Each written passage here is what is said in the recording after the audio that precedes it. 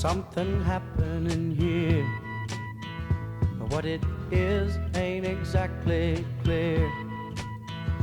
There's a man with a gun over there, telling me I got to beware. I think it's time we stop, children. What's that sound? Everybody look what's going down.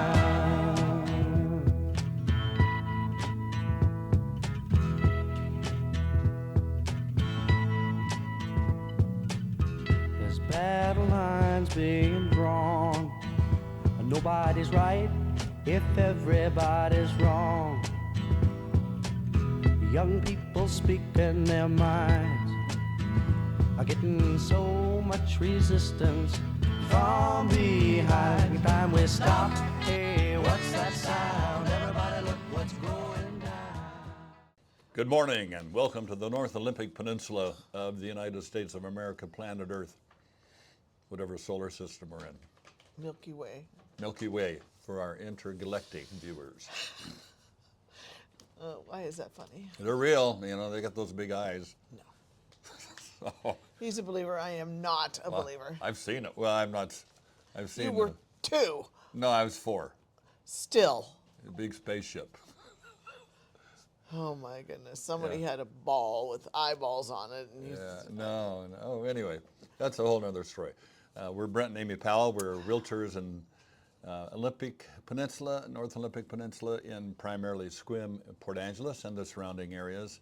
Every week we do a rundown on the market here in our area. Last 7 days, those homes that have closed. Yes, we do. And the opening was down at the pier in Port Angeles and the tower. There's a tower there, a lookout tower, that Logan went up. Is there snow in the mountains? Oh yeah, we have snow in the mountains. It's how cold is it here? 38, but the primroses are out. Yeah. Normally February is very pleasant weather-wise up here. It's pleasant. We've had some Februarys that we've already had to mow the lawn 2 times. Well, we have this year. Well, I haven't. Well, we've mowed it You once. haven't mowed, period. Well, my little helper has. That's not me. No, she's not. Yeah. She's my little helper when I'm driving. She lets me know when the light turns, you know. We're not going to get into those things, are we, Brent? Do you want to? No. Because He drifts. I tend to be a terrible driver, and I like to say the rumble strip is my friend. Anyway, no, were you nodding? Okay. Okay, let's get going. You want to start? And the smoke alarm is your friend, too. The smoke alarm, yeah. I know it's done when the beeping starts. The screaming. Oh, dear. Okay, we only have 7 houses today. Oh, we're Brent. Did you go who we were? Yeah. Okay. Yeah. And we're still them. Only 7 houses today. 3 in Port Angeles, 4 in Sequim. I don't know what's happening. Who knows what's going on? Yeah, the market is wonky. Wonky. And it always is a little bit wonky, but it's really wonky now. Lots of people wanting to buy and not much on the market. I'm sure you all have experienced that. So let's get going here. This first one was 806 North Larch Avenue in Port Angeles. Originally priced at $399,000. It sold for $355,000. Come on, you guys. It's all about the ball. It's a 3-bedroom, 1-bath house, 1,344 square feet on 22.22 acres, 248 days. Dang. Yeah, built in 1958 with a neighborhood view. All right, moving on to 733 East 10th Street. And as I've mentioned before, we give the address in case you would like to go to Zillow or someplace. And we have a revamping our website, so in the next couple of weeks you'll be able to go to our website and do your searches. Do all of the searches that you want. It's a pretty cool website. And if you have a suggestion about it or a comment, please make that. And also, if you would like to do the subscription thing, press that little button somewhere, and if you like it too. So 733 East 10th Street, originally priced for $424,950, sold for $405,000. 4 bedrooms, 1 bath, 1 half bath, 1,512 square feet, 0.16 of an acre, 13 days on the market, built in 1962, and they have mountain view. Excuse me. The next house is 1117 East 2nd Street. We used to live in that neighborhood. Originally priced at $429,900, and the buyers got them down to $429 even. $900 less. It's a 6-bedroom, 2-bath house. Dang. 2286 square feet on 0.2 of an acre. 9 days on the market. Built in 1949 with a saltwater and mountain view. What's going on? 6 bedrooms, probably pretty cozy. In 1949, there was, in those older homes, there are no ensuite. Which today you expect the master bedroom to have its own bathroom, but they didn't get that idea in 1949. That's when our home was built. Okay, the next one is on 151 Duke Drive, priced at $489, sold for $500,000. 3 bedrooms, 2 baths, 1,524 square feet, 0.30 of an acre. 2 days on the market, built in 1998, and some sort of view. It doesn't really say what kind. Okay, now that was in Sequim, and now continuing on in. No. Why did that get all mixed up? I have another one in Port Angeles, sorry. This one is 719 Caroline Street. Is that the one we sold once? No. 719. It was listed for $515, and that is what it sold for. 3 bedrooms, 2 baths, 2377 square feet on 0.3 of an acre. 44 days on the market, built in 1905. And it had a saltwater mountain view. It's right real close to the water and the bluff there. On the opposite side, so we're in the safe zone. And it's,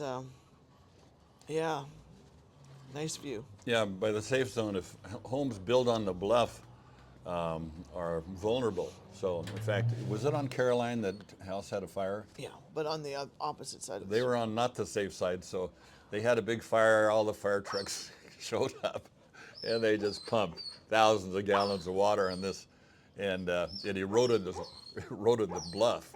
Well, it got so heavy that the whole house just went whoom, down to the the trail. house went down the Oh, yeah. hill. Wow. So Just now sort the of- fire department knows they can't do that. Yeah, What do they just let it burn, huh?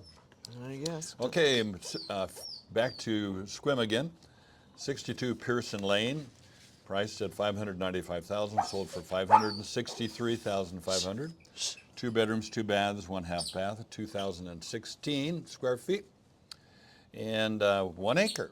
So a nice little spot there. 45 days on the market, built in 1974, and they have a territorial view. Bring it home, Amy. Okay, this one's 440 West Nelson Road.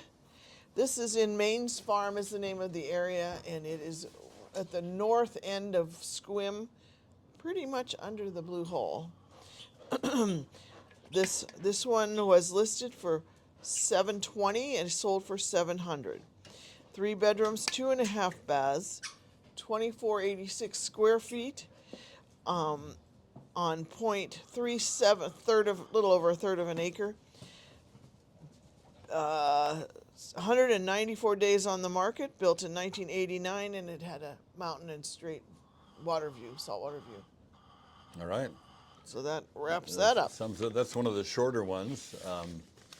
Some weeks we've had 25, almost 30 homes close.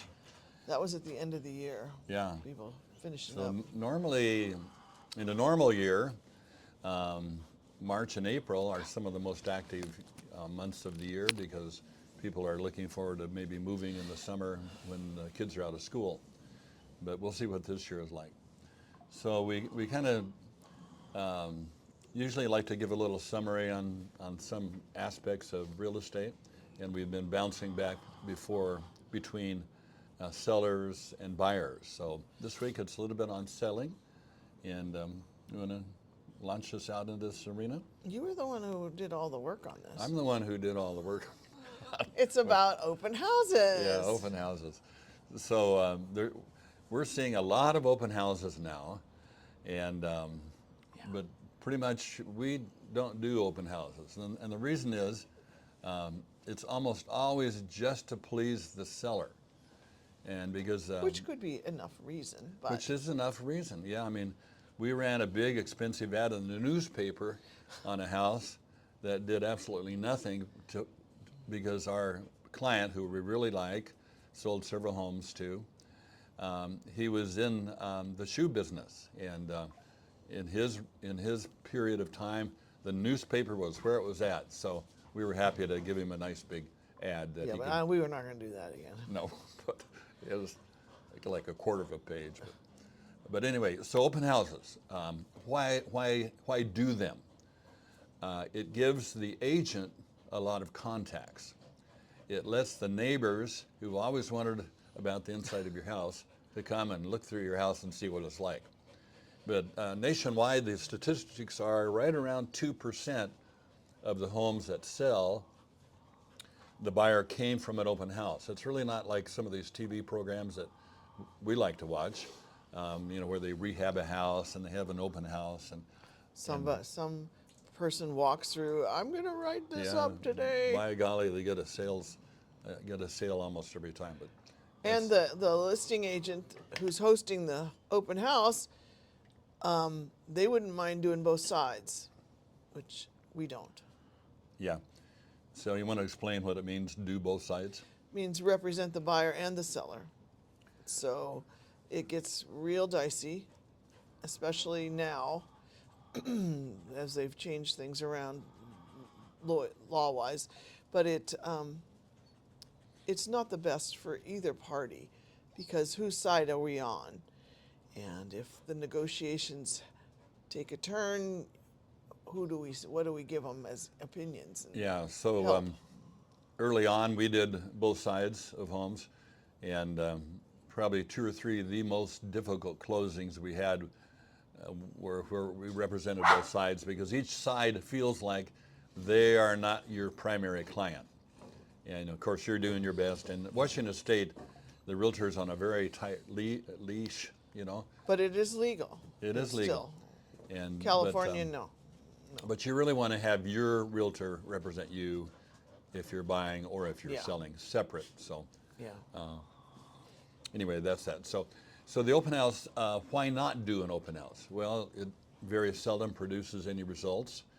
There is a potential for theft, in particularly the medicine cabinet, because we tell if somebody really has to have an open house, we'll say get rid of all of your prescription drugs out of sight, and firearms, those things that some people don't think of.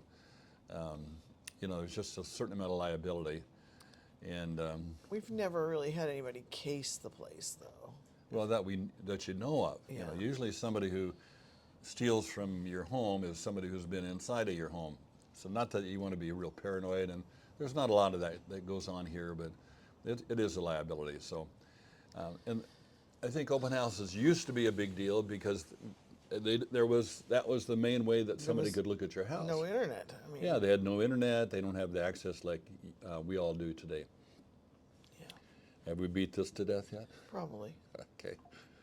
So anyway, it's a little more brief today. Thanks for So watching. the ferry has ferry. arrived back. Yay.